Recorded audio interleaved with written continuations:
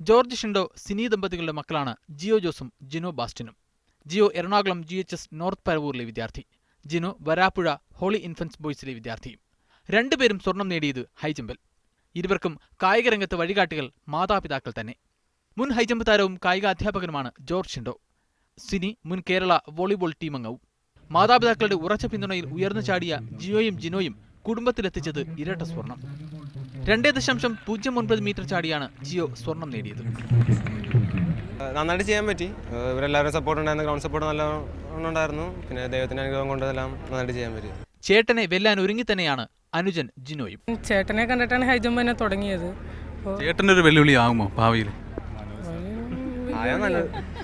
മക്കളുടെ പ്രകടനത്തിൽ അച്ഛനും അമ്മയ്ക്കും പൂർണ്ണ തൃപ്തി. മക്കൾക്ക് ദൈവം അവർക്ക് ഹൈറ്റ് ദൈവം കൊടുത്തിട്ടുണ്ട്, അതിനനുസരിച്ച് അവർ നന്നായിട്ട് ഇനിയും ഉയരട്ടെ എന്നുള്ളൊരു ഇതാണ് നമ്മൾക്ക് പറയാനുള്ളത്. ഇവർ നല്ല രീതിയിൽ ചെയ്യുന്നുണ്ട്.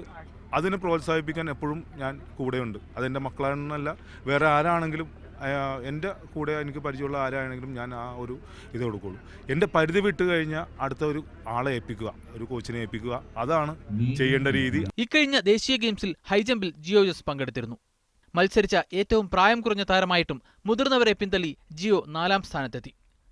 ദേശീയ താരമായ ശ്രീനിത് മോഹന് പിന്നാലെ ഹൈജമ്പിലെ ഭാവി വാഗ്ദാനമാവുകയാണ് ജിയോയും ജിനോയും. ക്യാമറ പേഴ്സൺ പ്രസാദിനൊപ്പം മുഹാജിർ, ടീം മീഡിയ 1.